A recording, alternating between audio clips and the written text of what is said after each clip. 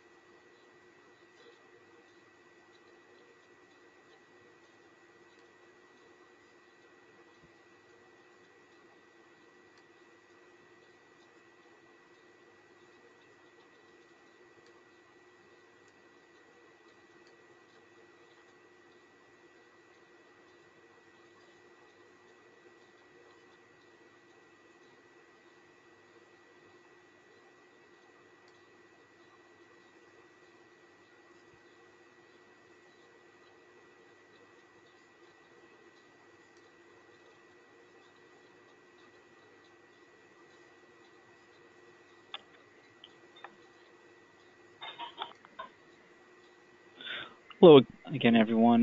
Like I said, we are going to wait until for a couple more minutes. We've got about 20 signed up for this, and we've got 14 on the call now. They've got until 5 minutes past the hour, and then we'll get started. So if you just bear with us for a few more minutes, we'd appreciate that. Thank you.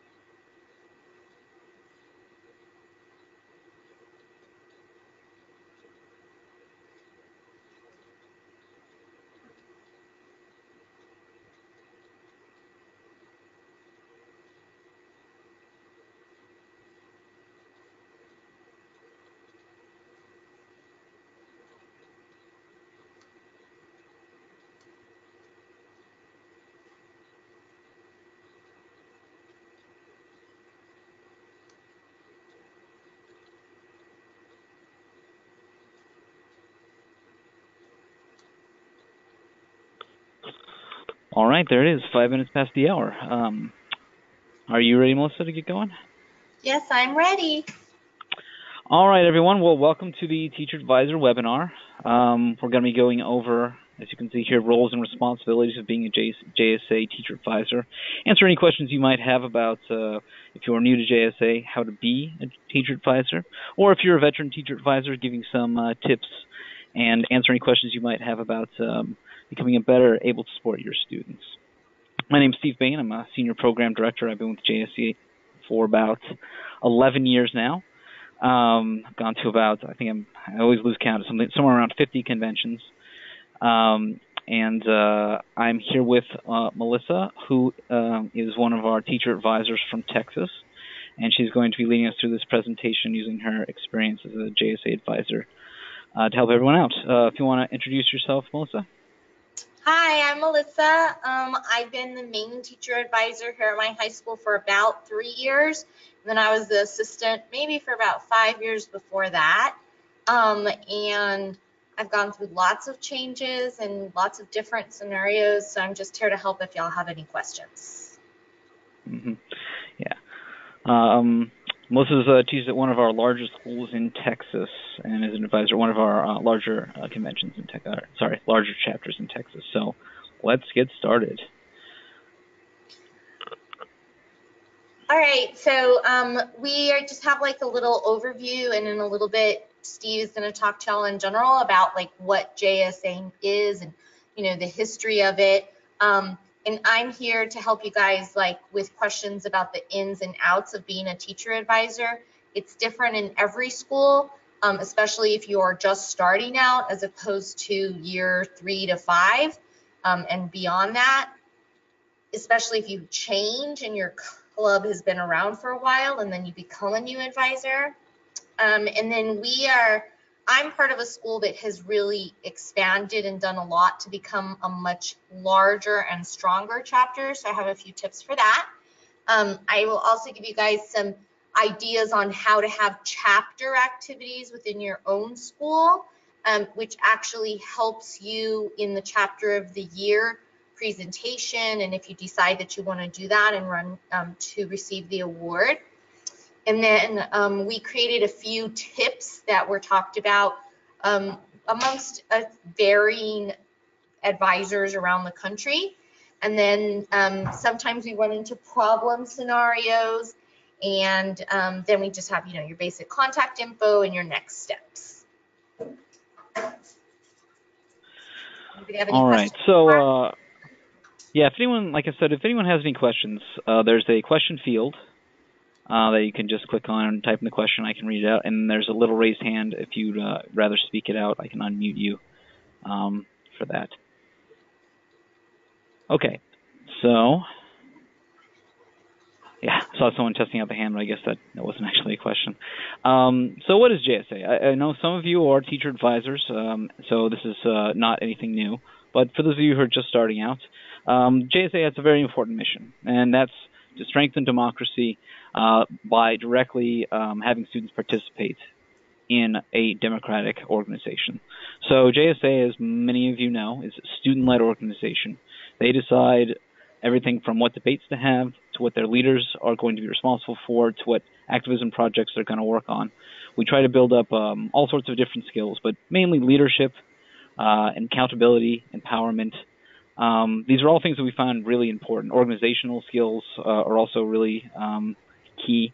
Many of the positions in JSA are not actually directly political. They're about organizing for events that are transferable to really any walk of life. We are a nonprofit, nonpartisan organization. We think it's very important for students to share their ideas in an open forum that takes into account every sort of different political perspective, different kind of background. So all socioeconomic groups, all people of all backgrounds are welcome into our program. We find that JSA has a couple of really unique things to it. As I mentioned before, the student-led part. A lot of groups say they're student-led, and I think in JSA we take that to the next level. Students among the higher officials that are elected by the students, their own representatives, control a budget of about $3 million for a school year. They do that in consultation with our staff, but they make a lot of the big-time decisions about what the students are going to focus on throughout the year, and they have input on the pricing of our programs. They have input on the speakers that come to our programs, the emphasis on activism, what events we do, and I can't think of any other program that gives so much responsibility to students. We have a less competitive format. A lot of people compare us to, say, a debate club. We have debates, but the goal of debates is not necessarily to win those debates, although I think pretty much all students try to win. But the main key is to share information, share ideas, and that's what we pride ourselves in. The free and easy exchange of information in a nonpartisan environment. As I mentioned before, a major part of our program is about activism. We want students to get out into the community and do things that are important to them. And we want to make sure that they're the ones deciding what they want to do, and that's what happens a lot at the chapter level. So that's just a very brief overview of what JSA is and why it's important. All right, so basically as a teacher advisor, you're there to be a partner to your students. This is a organization where the students are highly involved in running the organization. Everything from recruiting to helping to register to really being the voice for your organization. So you can provide the structure that they need, dates, for example, communication, tips on things to do and not to do, maybe be the go-between if you need to talk to your admin, but really when it says like lead and learn by making them do it, that's the best thing. If there's a form that comes out from your school, don't fill it out, have your students fill it out. And then teaching them how to delegate is always super important, because we sometimes run into situations where that student-run organization is run by just a few, and that doesn't help your chapter succeed in the next year. So it's always a good idea to, as a teacher advisor, teach your student leadership to delegate themselves. And being a teacher advisor is its own reward, just because you get to do so many fun things and see them grow over the years as a chapter leader. So I have held many of these different roles and sometimes others. So in many cases, you may be their teacher and you may not. And you don't have to be a social studies teacher. You can be a teacher of any subject, but you want to help motivate them to be better in their studies, as well as to ask those big picture type questions. And that's where your role as a mentor comes in. It's not about whether you agree with what you're debating or not. It's how you can do it to make a point. And that's really important because sometimes they'll sign up for debates and they don't agree with that issue and they want to drop it. And many times it's a great idea to say, okay, I see where you're coming from, but it would be a good idea if you tried this. It's all about taking the risk. And the best part of the club that my students and students across the country have said is that there's always a welcoming chance for you to speak if you want to. As advisor on like maintenance, you really need to find out your school rules regarding, handling of money and things like that. But other than that, you want to be an advisor to help your student leaders delegate, like I said before, but also set up for registrations, for conventions, and for chapter activities. It's always a good idea to include your assistants if you have any. For example, I was not previously in the know about how to register. And so when my predecessor left, I had to learn real quick. And it wasn't that it was really hard, it's just that sometimes you make mistakes.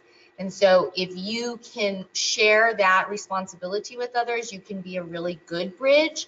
But in addition, you want to be able to be a bridge from one graduating class to the next, so that every year you're taking it to a new level and you're improving your organization every year.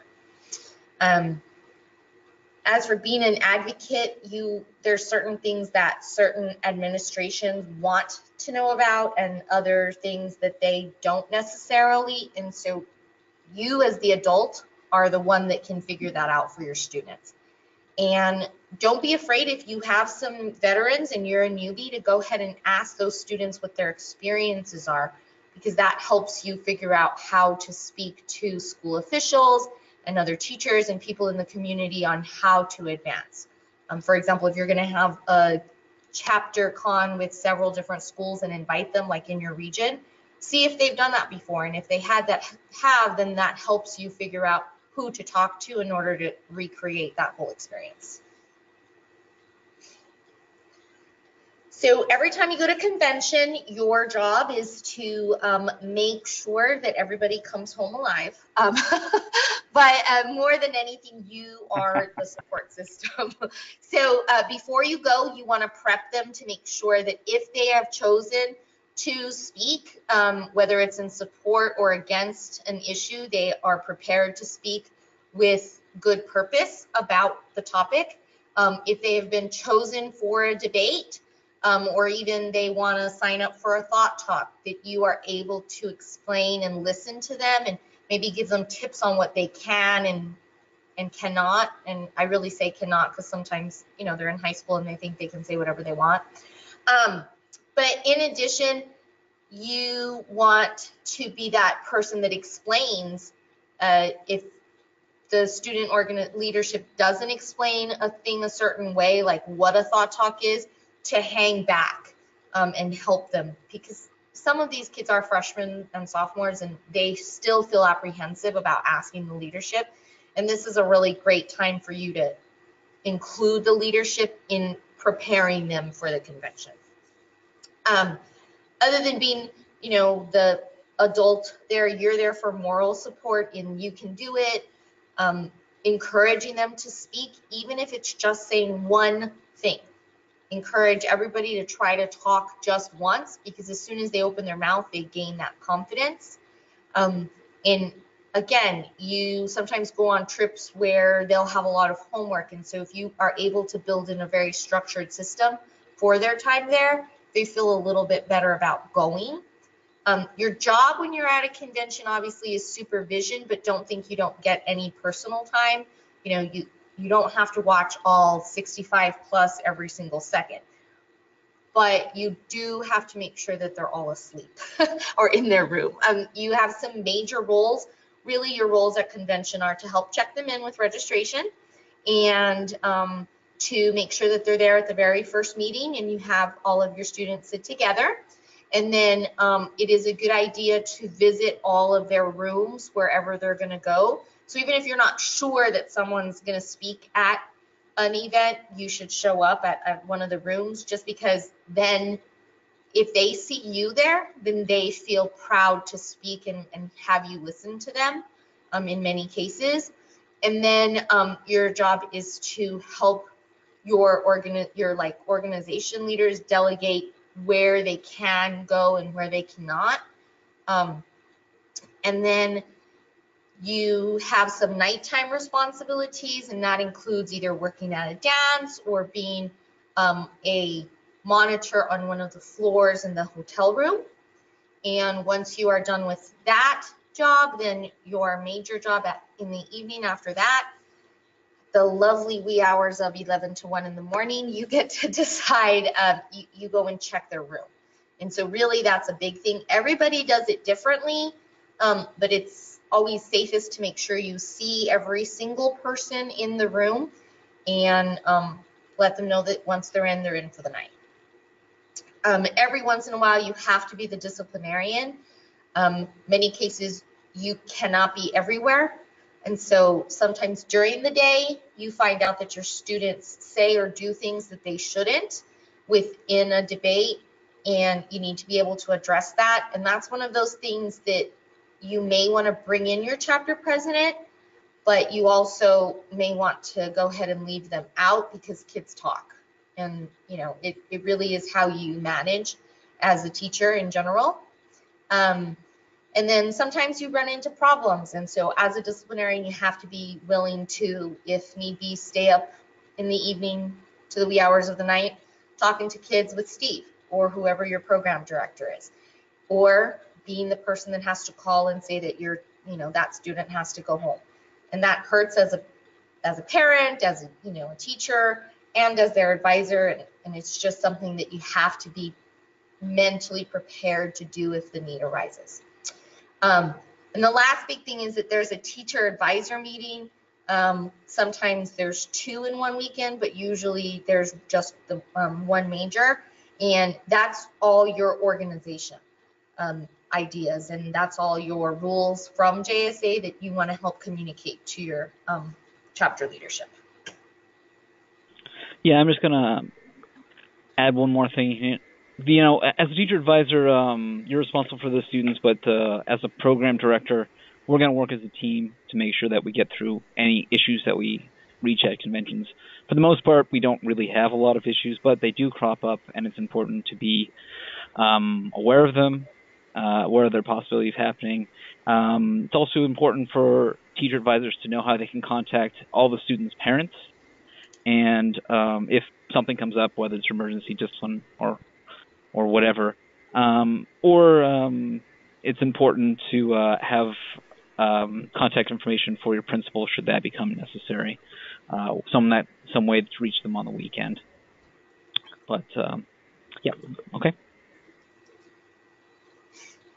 All right, so again, you will be your general supervisor, and you have a 1-hour block for when you have to supervise nighttime activities, whether that's being on a floor or attending and being a dance chaperone duty. That is always super fun. That's what I pick. But you want to be able to have your cell phone and give it out to the other people that are supervising, and there's a list that usually goes around. And you want to make sure that you follow the rules that are set when you go to the convention, because remember, our students aren't the only ones at convention, and they're not the only ones in the hotel. And so really it's about finding safety and finding a safe place for them. And that's why it's a good idea to encourage whoever you're with, if you're by yourself or if you're with another teacher working, that you realize that 1-hour block of nighttime activities is something you need to show up early for and stay until the next person comes, just to make sure that there's always an adult watching. Again, you'll be there to hand out registration. Different people delegate with their chapter organization leaders a different way on setting up rooms and then giving out room keys. There's different ways you can do it. You can give your students the room keys and then collect them at the end of the weekend. Lots of teachers give room keys and keep one back so that they can always go in and check in the rooms.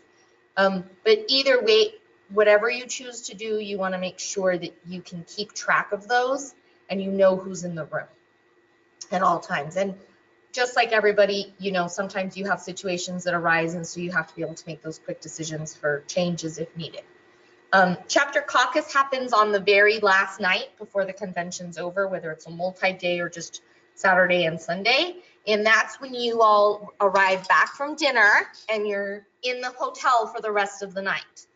And when you come back to chapter caucus, you sit together, and then they will do a roll call for your school. And it's really cute because schools have chants, or they do a dance, or just something really quick, some yell of some kind, to show that they're all there. And you can choose many people like to have like a quick meeting before or after with their chapter, so they can get last minute plans for the next day communicated. And this is a really great time to have your leadership run that part of that little chapter meeting, just to make sure that they know how to communicate and give directions. And then once the nighttime activities are over, that's when you do room check. And again, if you are with another teacher, delegate. Don't do all the rooms yourself because you want to be a nice person. I mean, that's really up to you, but it's a good idea to delegate, so that way the kids don't know every night, like, oh, you know, it's going to take 25 minutes. I can be a little late. You know, if you have a lot of kids, this way it's quick. Everybody gets it done, and they know they stay in the room all night. And they're so tired anyway that they don't even think about going anywhere. So this is a sample agenda for Fall State, which is the first big convention in your state or region. And it's pretty close to the timing that it takes. You have an opening session with a keynote speaker after your registration, and then you go into the specific blocks. As a teacher advisor, it's a really good idea that you send one of these home with your students when they've signed up for Fall State, and maybe even before, for anybody who wants to go to Spring State but can't go to Fall, so they get an idea. This allows for your leadership to answer questions if they need to from the students. And that's really where you want to put it on your leadership, to take care of that, or other members, you know, veteran members that you have. At the top there on Saturday, you see registration. Your president can help register all your students. You can walk down there and make your president take care of all of that. They will get name tags, and they can give them out all themselves, or they delegate. You know, I've had different situations where the president wanted to do everything, and I've had somebody that delegates all the jobs to the officers in the club. It just really depends. On Sunday, if you see there's some breakfast and checkout. And so one of the things is that usually teacher advisors get a late checkout, just so that they can keep their room and kind of check the other rooms. And then they get to check out. If you have a really small delegation, you can have your kids put their stuff in your room. But otherwise, kids need to be out of the room when they leave for breakfast, and they put all their stuff together in a luggage room, and then they give you their keys. The biggest thing about Sunday is, while students are getting organized, as a teacher advisor, you go back in and check all the rooms, because people have left suits, contact lenses, curling irons. I mean, people have left their entire bag just because they're in such a rush because they're so excited to get to the next block. So that's just a little side note that you want to try to remember. And then it's always a good idea to go to closing session, especially if when they give gavels, because your kids like for you to know that they have succeeded, and it makes them really proud of the fact that you're there with them.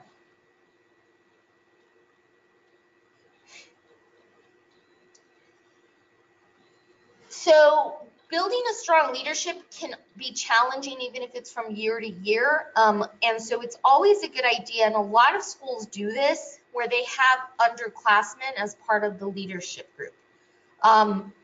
It's not to say that you can't have all graduating seniors as officers, but you want to be able to have that bridge to show the next year how to level up. And so part of building a strong leadership, as I previously said, was to delegate. Don't do everything for them. Have them go and talk to the administrators if they're able to. Have them go out and talk to other advisors from other schools and other leadership groups from other schools, as well as talking to other organizations at your own school. For example, we have a Young Democrats Club, and we have a Young Republican Club, and we have a Young Independent. And so when we filled out our club fair, where everybody gets to come and decide if they want to be in a club, our officer said, can you put us right in the middle of all the groups? And so this way they really showed that they were nonpartisan. Also creating a good communication system with like either a phone tree or a remind helps you from having to text everybody or have everybody check in with you. They can check in with a specific officer or with the president themselves.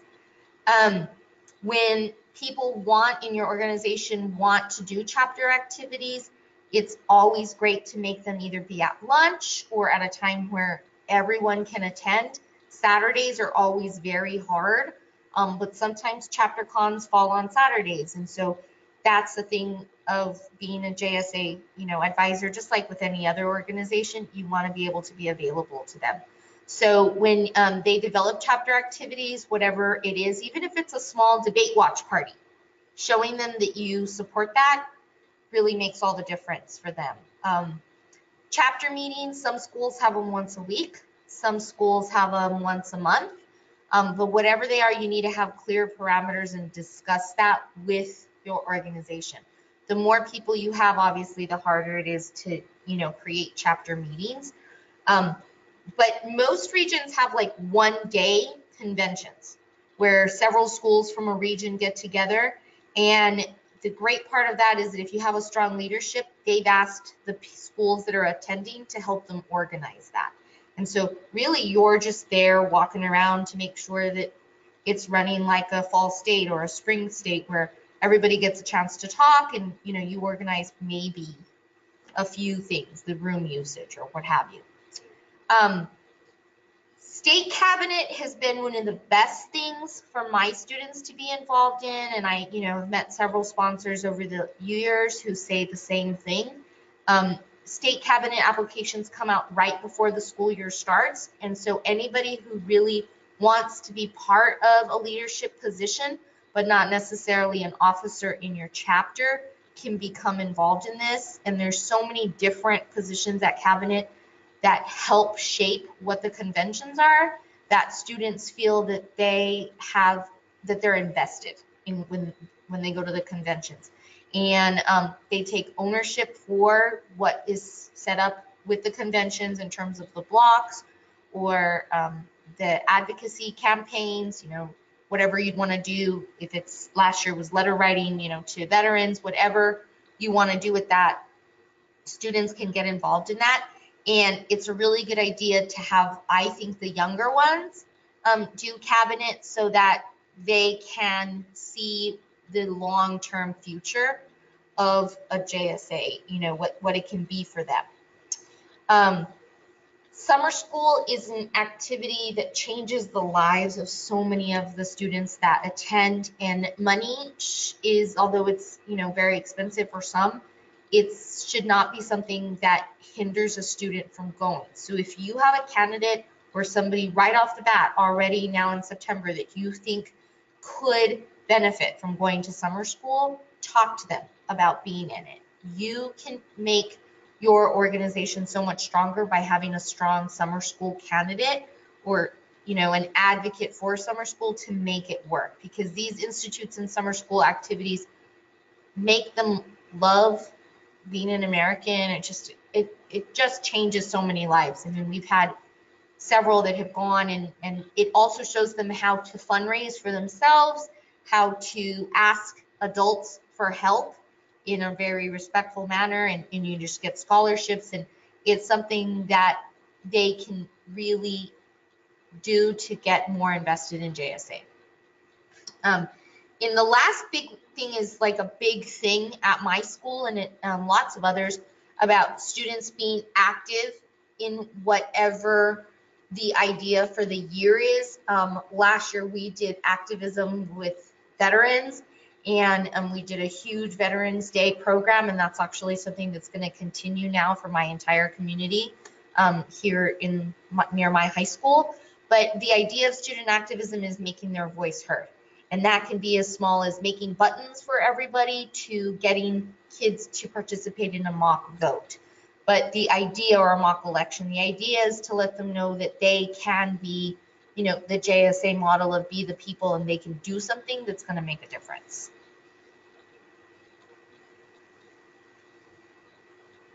So there's lots of different things you can do if you have a chapter con on one day, or if you can do these like as mini activities when you have a meeting. So October could be a meeting where you have a guest speaker, and then you have a thought talk about what the speaker said. Or you can do a thought talk and then a debate over 3 major topics and have everybody sign up on a Google Doc. We have had several debate watch parties over the last few years, and that's really great in that you can get students to ask, people in the community to help host those. Voter registration drives, it depends on your state as well as your city or your city council, how that is run. And remember that most principals are like the ones in charge of voter registration. So that's another way that student leadership can go and talk to the administration by having voter registration drives. You can host one of those every single month if you have a monthly meeting. And then the Fight Apathy campaigns are just super fun. That's completely kid run, where again, they can make buttons, or they can just go out into the common area of the school and get people involved in being, involved by fighting against the concept of not being involved at all. Find out when your city council meetings are, and this is something that you, again, don't have to do. You can get your student leadership to find out when the meetings are and go with them and tell them that you're going to be there. Or you can invite, like your guest speaker can be an elected official, and they write in letters, and then the guest speaker comes and talks to them about that. We have several of our officers who are now volunteering for the state Senate race on both sides here in Texas. If you haven't heard, it's a big race. Beto O'Rourke against Ted Cruz, national recognition on this state here for that. And we have former JSA members who are actually field organizers as a result of their involvement in JSA on both sides of the campaign. So it's really neat that as sophomores, they weren't interested in anything like that, and now they work for the campaigns. Field trips are cool if you can get permission from your school. So that's really where, as an advisor, you need to help figure that out, because every school district has different rules about field trips and funding the field trips as well. Excuse me. Again, hosting a one day is super fun. Sorry, excuse me. But again, if you do that, you want to make sure you understand the parameters of having people from other districts at your high school, because you're the one signing up for that. So under your supervision. So just make sure you understand all the rules, and that those that you invite understand the rules. That's really the biggest thing. And there's just so many different ways that the kids can get involved. They can volunteer at the food bank. If there's some sort of natural disaster, they go around and collect funds for that. We always here in our region do a canned food drive to help with natural disaster. So it's really just up to you. Anything and everything that you can think of for a chapter to do to show their interest in their community around works.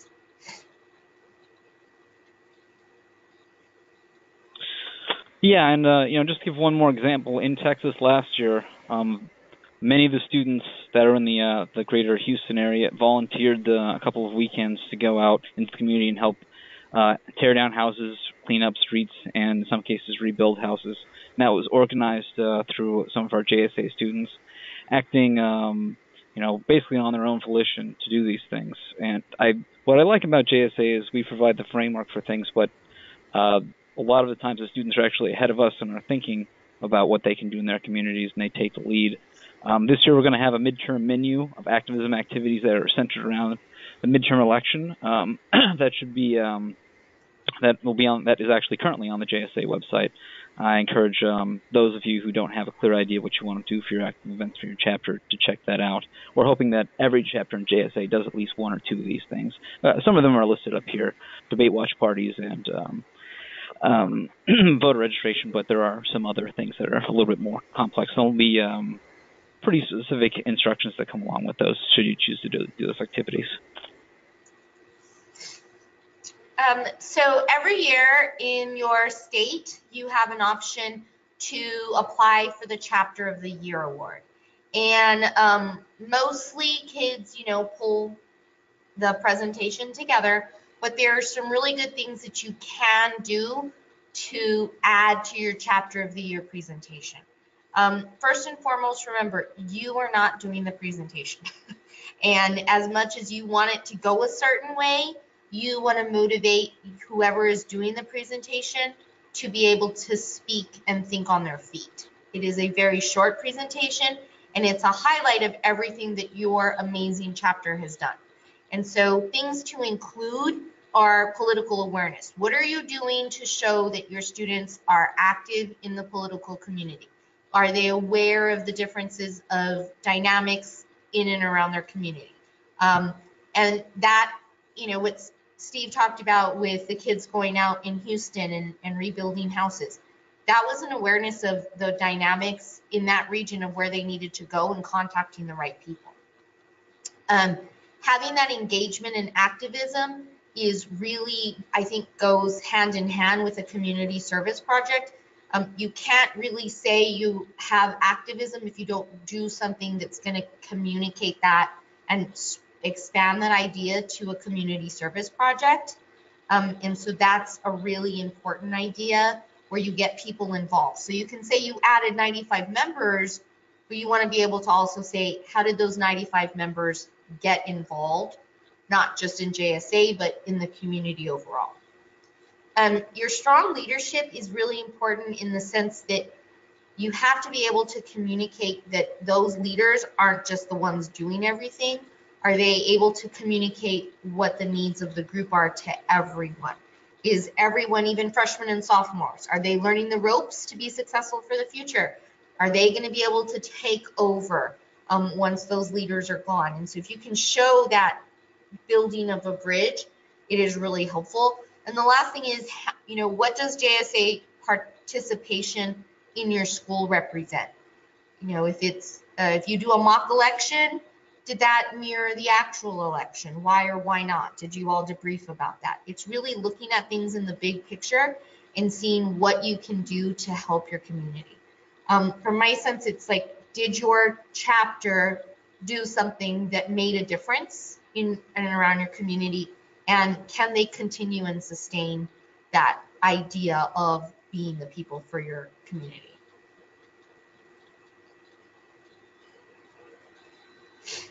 So the biggest thing is knowing the big dates. Stay organized, figure out what you're going to do. It's really important if you can figure out in advance, right off the bat, how to get your kids registered. If your chapter leader is registering themselves for registering everybody, then that's fantastic. If you have restrictions based on collection of funds with your school district, then have them sit there with you and just don't show them the money part, so that they figure out. When we say stay organized, if chapter registration for Fall State is October 16th, 1 week before, you have everything ready to go so that any last minute things can come in. It's always a good idea to have the 1 to 2 week window.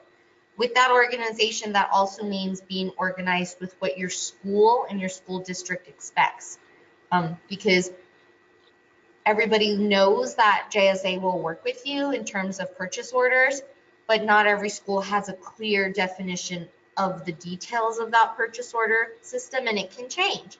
And so that's where you come in. Letting your leaders, again, lead is the best part. Again, you don't need to make room lists unless you want to. And when you want to, you should probably say, do I really need to do this? That's the best thing. Also, letting your leaders realize that they need to have not 4 seniors in a group sometimes is the best thing ever, because when they come to that conclusion, they're really becoming the true leaders and inviting the younger ones to be part of their group.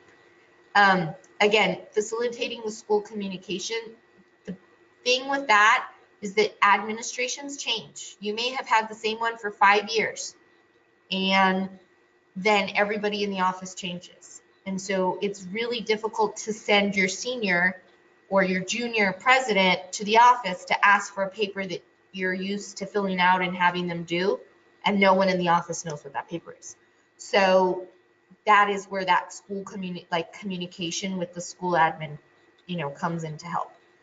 Always be willing to ask for help, whether it's from your program director or another TA from the region. That is something that is invaluable, and you'll get to know them at conventions, but also email your program director and say, hey, I'm in the same city as this person. Do you think they would be able to help me? Thinking outside the box could be anything from figuring out a backup plan when you need to get all your kids from point A to point B, and figuring out how to pay for that is something that can be really helpful in getting your, leadership to help you with. But more than anything, you want to be able to let them know that you're available to them at any time. Stay engaged is, don't take them to the convention and go to your room the whole time. That's why I say it's nice to go around and check on them, see what they're doing, watch some of their debates, help them with their debates, giving them suggestions, and just being an overall cheerleader for them.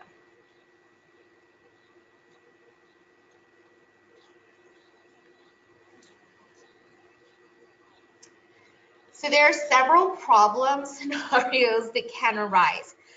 Really, chapter drama can be within your own chapter, where people don't like what other people say, or this girl doesn't really like that girl. And that's usual high school business that you have to take care of on a day-to-day basis. But really, you need to make the choice how you want to deal with that. Obviously, it is not a good idea necessarily to deal with it in front of everybody, because kids talk. And so I've seen both situations, and either way, it doesn't work out the way you would ideally want it to. The other thing with chapter drama is if your chapter does something and another chapter comments on it, sometimes there can be a rivalry or ugly feelings that develop. And so you just have to be the best role model that you can, and, teach kids to talk it out. I know this seems obvious, but when you get there, because you are so protective and love your students so much, sometimes that gets clouded. So you just need to be careful. Also, if an issue comes up within your own chapter, you want to make sure that you don't advertise that to the rest of the group, so that not everybody feels upset with Johnny and Mary for creating a problem, just that they can go on. Issues with administration, I just kind of touched on that a little bit before. Sometimes you have administrations that are not supportive of your group.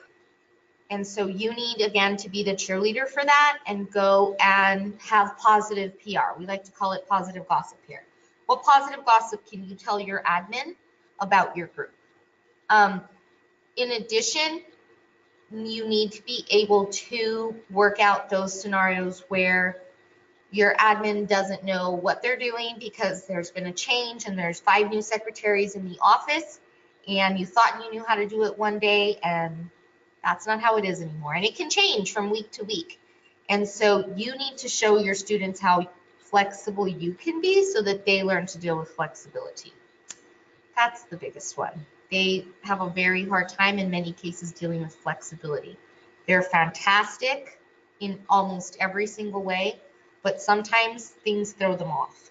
As students and as an adult, that's something that you've dealt with before, so you can work with them on that. Convention mishaps could be anything from them canceling your flights from WinterCon because of a major storm, to, you know, kids getting caught with products that they shouldn't have while they're on or at convention. And the best advice I have is just to be positive.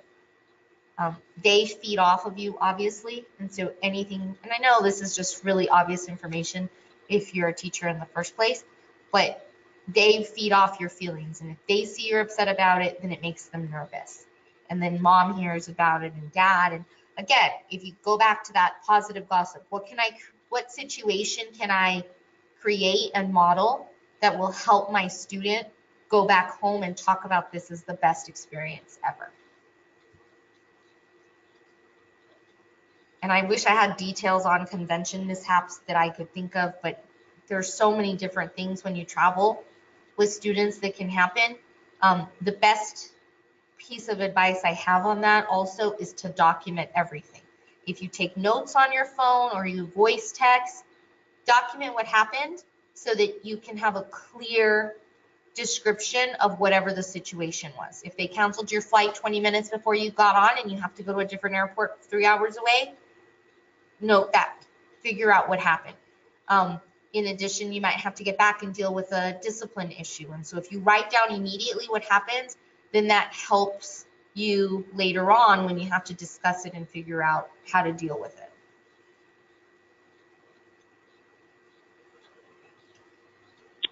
All right. Well, that's thank you, Melissa. That's a pretty comprehensive. There's a lot of stuff you have to do as a teacher advisor.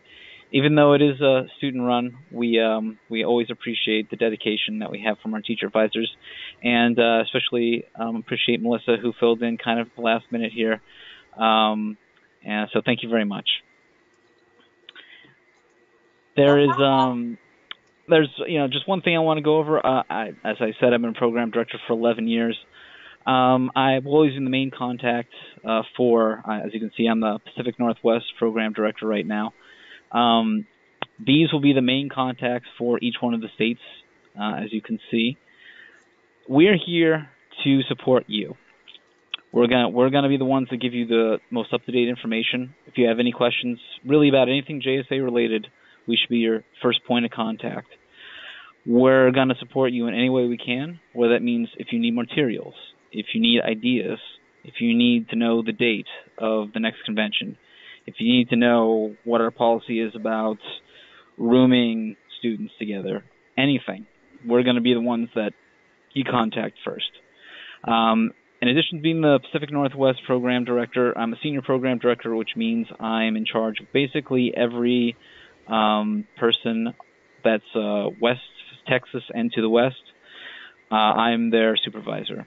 So if you can't contact them, you can contact me. If you're on the East Coast, Elizabeth Ventura is supervisor for everyone on that side, and she's also my supervisor. So I suppose if you've got something you want to tell her about me, you can do that. I got a question from Danny Baxter. When a student approaches a chapter president about financial aid, how can the chapter president best help?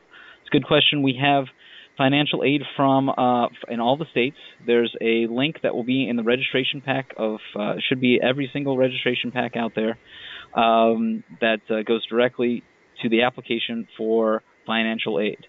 If you don't have it or can't find it, feel free to email or call the program director and they can send it to you. Every state also has a student who's in charge of fundraising for the state. And you can contact the governor to get that information. Probably it'll be on the state's website to get that, and they'll be able to direct you to it. We also every state should be putting that information on social media about financial aid for students who might not otherwise have the means to come to conventions. Over the past couple of years, I think we've been doing this over 5 years, we've raised somewhere in the area of $500,000 to support students going to conventions, or at least I think by the end of this year we hope to be I think we're at something like $300,000 right now. Okay. So, do we have any questions about the program, about really anything? feel free to raise your hands or put a question in the question box.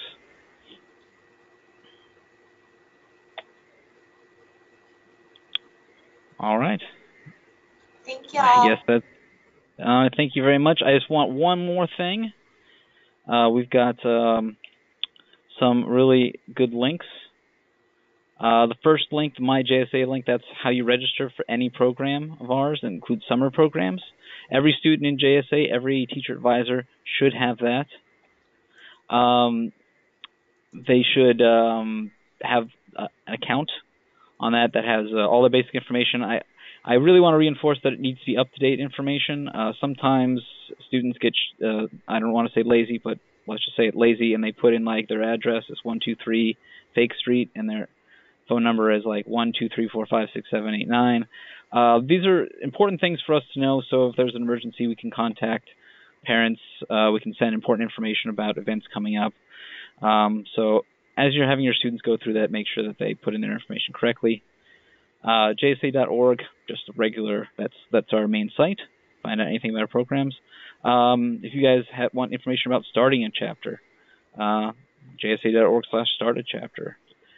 Basic information about the school year and basic information about how to be a TA are the next two links. So one last call for anyone who has questions. Like I said, you can raise your hand and I can unmute you. Okay. Katie's got one. Go ahead, Katie. You're unmuted. So I've got a question about co-presidency, and I don't know if this is the place or if it would be best if the two of us talked some other time. Yeah, I can call you right after this if you like. Okay, that would be great. Thank you. Okay, great. Anyone else have a question? I think I saw. Oh, it looks like Elizabeth Ventura's got a question. Oh, nope. She's just on the phone. Hey, Elizabeth, you're unmuted if you want to add anything else. Elizabeth Ventura, the person who runs all school year programs, has joined us. Oh, no, I just wanted to say thanks to you and Melissa. I think this was a really great session that covered a lot of the teacher advisor roles and especially how best to work with students in such a student-led organization. So thanks to both of you for hosting tonight's webinar. Well, thanks for joining us. I have a question from Julie Smith asking about the previous webinars. Do we make those available for teachers on the website? So we have them all recorded, and so we're going to send them all out as links tomorrow. Tomorrow we have one on chapter fundraising, and then we're going to do an email that includes the links to all of the ones that we've had so far this school year. Okay. All right. So we will send them out.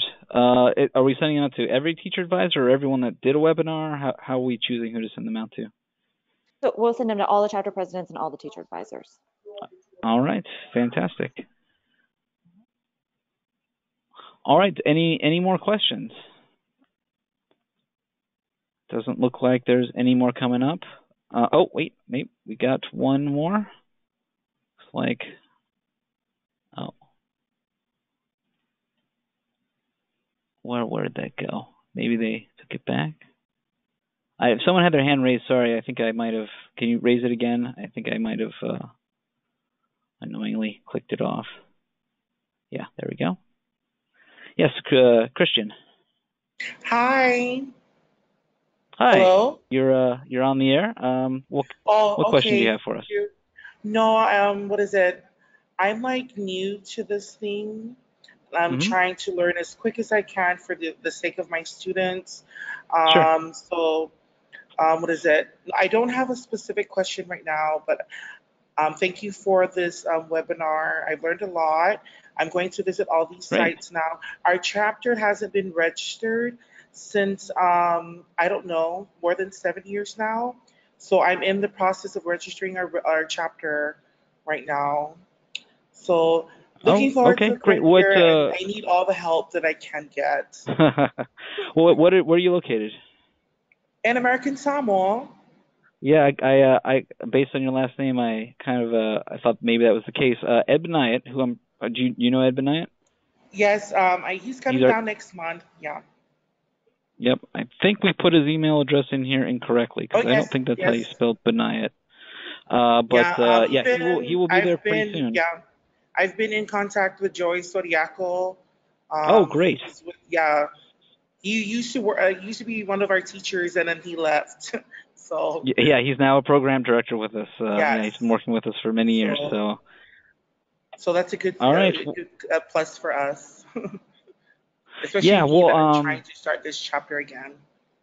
Yeah, I mean, the territories are one of those areas where we've had a lot of activity and not a lot of the times it's been, as you said, kind of unofficial, but there's been a lot of activity. So we want to.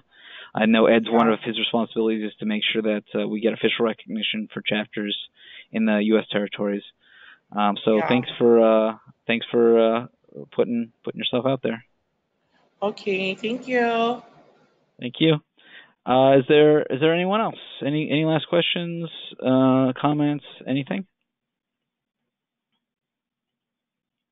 Okay. I think we're all set. One last thing, my email address, as you can see up there, sbain@jsa.org.